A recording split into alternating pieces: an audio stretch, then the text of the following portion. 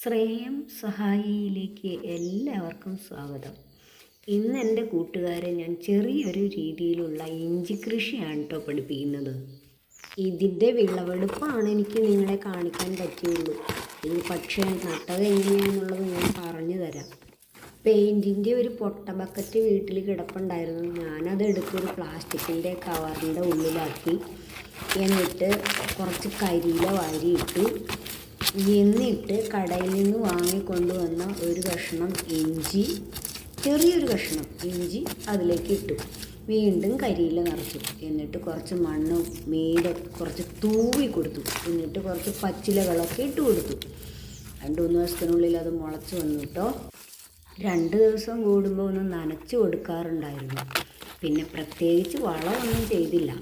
വളത്തിന് പകരം ഞാൻ ചെയ്ത് കുറേ കരിയിലകൾ ഇട്ട് കൊടുക്കുകയും പിന്നെ വീട്ടിലുള്ള പച്ചക്കറിയുടെ തൊണ്ടൊക്കെ അരിയണത് അങ്ങ് ഇട്ടേക്കുക ബക്കറ്റിലേക്ക്. പിന്നെ മുട്ടയുടെ തോട് ഇട്ട് കൊടുക്കാറുണ്ട്. കഞ്ഞിവെള്ളം ബാക്കി വരുന്നത് ഒഴിച്ചു കൊടുക്കാറുണ്ട്. അതാണ് മിക്ക പച്ചക്കറികൾക്കും ഞാൻ ഒഴിച്ചു കൊടുക്കുന്ന എൻ്റെ വളം എന്ന് പറയണത്. ഇത്തരം ചെറിയ കാര്യങ്ങൾ ചെയ്തതിലൂടെ എനിക്ക് കിട്ടിയത് വളരെ വലിയൊരു സന്തോഷമാണ്. അത് എന്ന് പറഞ്ഞു കഴിഞ്ഞാൽ മാനസികമായിട്ടും ഉണർവും ഉന്മേഷവും പ്രദാനം ചെയ്തു എന്നത് മാത്രമല്ല, ശരീരത്തിന് ആവശ്യമായ ചെറിയ ചെറിയ എക്സർസൈസുകളും നമുക്ക് ഇതിലൂടെ ലഭ്യമാകുന്നുണ്ട്.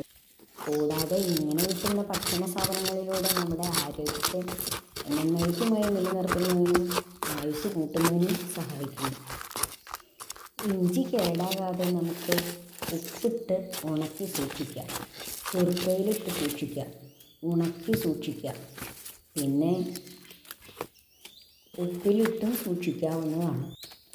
ഇഞ്ചി, ശർക്കര, പച്ചമുളക്, വേപ്പില ഇവയെല്ലാം കൂട്ടി ചേർത്ത് ടിന്നിലടച്ച് വെച്ചിരുന്ന് ഉപയോഗിക്കുന്ന നല്ലൊരു ഭക്ഷണ പദാർത്ഥമാണ്. ലേഹ്യങ്ങൾ ഉണ്ടാക്കുന്നതിൽ വളരെയധികം പങ്കുവഹിക്കുന്നുണ്ട് ഇഞ്ചി. കഫക്കെട്ടിന് നല്ലൊരു ഒറ്റമൂലിയാണ്. പറിച്ചെടുത്തപ്പോൾ കുറച്ച് പൊട്ടിയൊക്കെ പോയി.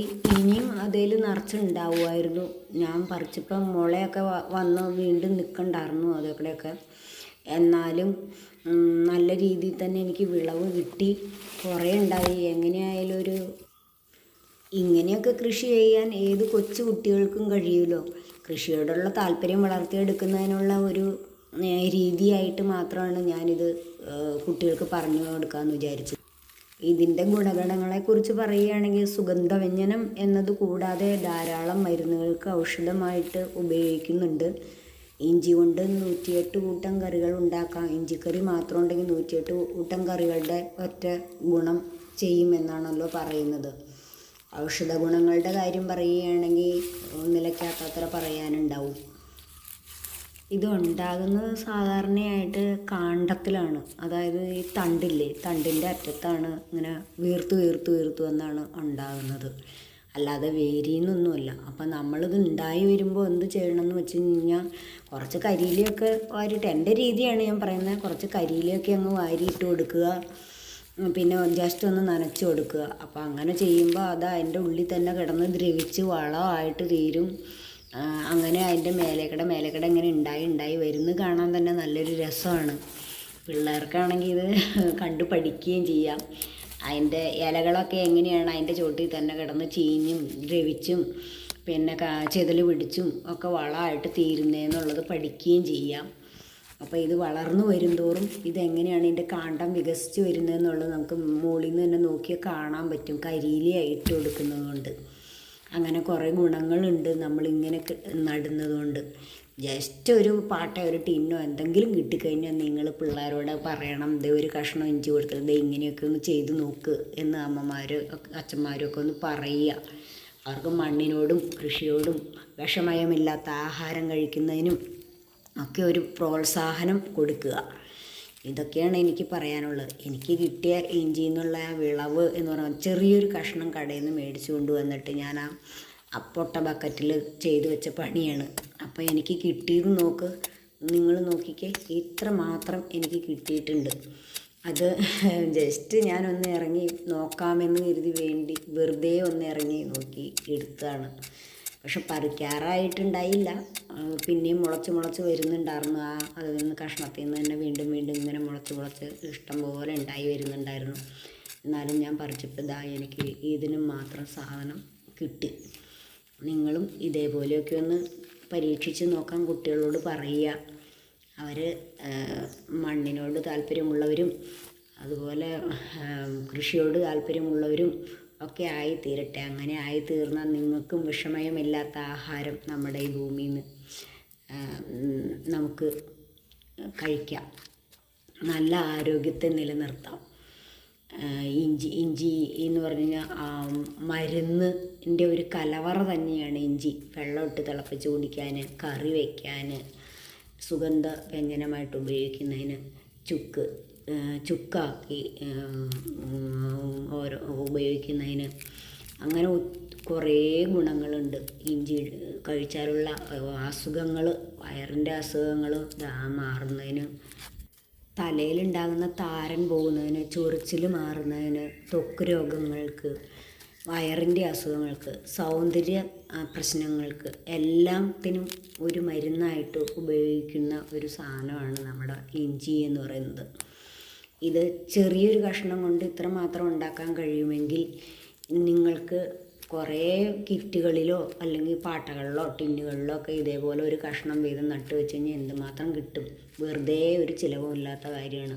കാശ് കൊടുത്ത് വളമൊന്നും മേടിച്ചിടണ്ട. നമ്മുടെ മുറ്റമടിച്ച് കിട്ടുന്ന കരിയിലകളും അതുപോലെ പച്ച ചപ്പ് ചവറുകളും ഒക്കെ ഇട്ട് നമുക്ക് ഇതേപോലെ ഉണ്ടാക്കിയെടുക്കാവുന്നതാണ്. പച്ചയ്ക്ക് വെള്ളം ഇട്ട് തിളപ്പിച്ച് കുടിക്കുന്നതിനും ഉണക്കി സൂക്ഷിക്കുന്നതിനും അച്ചാറുകൾ ഉണ്ടാക്കുന്നതിനും കറി ഉണ്ടാക്കുന്നതിനും ജ്യൂസ് അടിക്കുന്നതിനും എല്ലാം നമ്മൾ സാധാരണ ഇഞ്ചി ഉപയോഗിക്കാറുണ്ട്. കടയിൽ നിന്ന് കാശ് കൊടുത്ത് ഈ കണ്ണി കണ്ട പാഷാണം അടിച്ച ഇഞ്ചി തിന്നുന്നതിനേക്കാളും ഭേദമല്ലേ ഇതേപോലെയൊക്കെ ചെയ്ത് വല്ലതുമൊക്കെ ഉണ്ടാക്കി തിന്നു കഴിഞ്ഞാൽ. ഇഞ്ചി മാത്രമല്ല, നമുക്ക് മഞ്ഞളും അതേപോലെ മാങ്ങ ഇഞ്ചിയും മറ്റ് പച്ചക്കറികളും എല്ലാം ഇതേപോലെ കുട്ടികൾക്ക് ഉണ്ടാക്കാനായിട്ട് പറഞ്ഞ് മനസ്സിലാക്കി കൊടുക്കുകയും അതേപോലെ തന്നെ ചെയ്യിക്കുകയും ചെയ്യണം എല്ലാവരും. എല്ലാ കൊച്ചു കൂട്ടുകാർക്കും ഇങ്ങനെയൊക്കെ ചെയ്യാൻ കഴിയുമെന്നാണ് ഞാൻ വിശ്വസിക്കുന്നത്. ഈ വീഡിയോ നിങ്ങൾക്ക് ഇഷ്ടപ്പെട്ടു എന്ന് വിചാരിക്കുന്നു. ഇഷ്ടപ്പെട്ടെങ്കിൽ ലൈക്ക് ചെയ്യാനും കമൻറ്റ് ചെയ്യാനും ഷെയർ ചെയ്യാനും സബ്സ്ക്രൈബ് ചെയ്യാനും ഒന്നും മറക്കാതിരിക്കുക. കുട്ടികളപ്പോൾ ഇതെല്ലാം കണ്ട് നന്നായിട്ട് മനസ്സിലാക്കിയിട്ട് ഇതേപോലെയൊക്കെ ഒന്ന് ചെയ്ത് നോക്കുക. ഞങ്ങളുടെ വീട്ടിൽ പച്ചക്കറിയൊന്നും നടാനുള്ള സൗകര്യമോ സ്ഥലമോ ഇല്ല എന്ന് പറയുന്നവർക്ക് വേണ്ടിയിട്ട് മാത്രം കാണിക്കുന്നതിന് വേണ്ടിയിട്ട് ഞാൻ ചെയ്ത ഒരു വീഡിയോ ആണിത്. അതുകൊണ്ട് തന്നെ ഇങ്ങനെയും കൃഷി ചെയ്യാം എന്ന് മനസ്സിലാക്കി കൊടുക്കുന്നതിന് വേണ്ടി മാത്രം ഞാൻ ഇട്ടതാണിത്. ഇനിയും എനിക്ക് ചെയ്യാനുണ്ട്. കാരണം എൻ്റെ മറ്റു പല കൃഷികളും, എനിക്ക് ഒത്തിരി സ്ഥലമൊന്നുമില്ല. ഞാനും ഈ മുറ്റത്തിൻ്റെ അരിയത്തേക്കടയും അതേപോലെ തന്നെ ഇതേപോലെ കിറ്റുകളിലും ഒക്കെയാണ്. എനിക്ക് പ്ലാസ്റ്റിക്കൊന്നും വേസ്റ്റല്ല. ഞാൻ പ്ലാസ്റ്റിക് കവറുകളും അതേപോലെ ഇതേപോലെ പൊട്ട സാധനങ്ങൾ കിട്ടുന്നതിലൊക്കെയാണ് ഞാനും ഓരോന്ന് ചെയ്തു വയ്ക്കുന്നത്. ഞങ്ങൾക്ക് സ്ഥലമൊന്നും ഒത്തിരി ഇല്ല, അതേപോലെ തന്നെ ചോലയാണ് ഉള്ളത് എന്നൊക്കെ പറയുന്നവർക്ക് ഇങ്ങനെയും കൃഷി ചെയ്യാം. ഇഞ്ചി കൃഷിക്കാണെങ്കിൽ ചോലയൊന്നും ഒരു വിഷയമേ അല്ല. ഏത് ചോലയിലും ഉണ്ടാകുന്ന ഒരു സാധനമാണ്. ജസ്റ്റ് ഒരു പ്രകാശം മാത്രം കിട്ടിയാൽ മതിയാവും. അതിപ്പോൾ എവിടെ ആയാലും, വീടാണെങ്കിൽ സൺഷെയ്ഡിൻ്റെ താഴെയോ അല്ലെങ്കിൽ ഓട് മേഞ്ഞ വീടാണെങ്കിൽ അതിൻ്റെ ഇറക്കാലിലോ എവിടെ വെച്ചാലും ഈ സാധനം ഉണ്ടായിക്കോളും.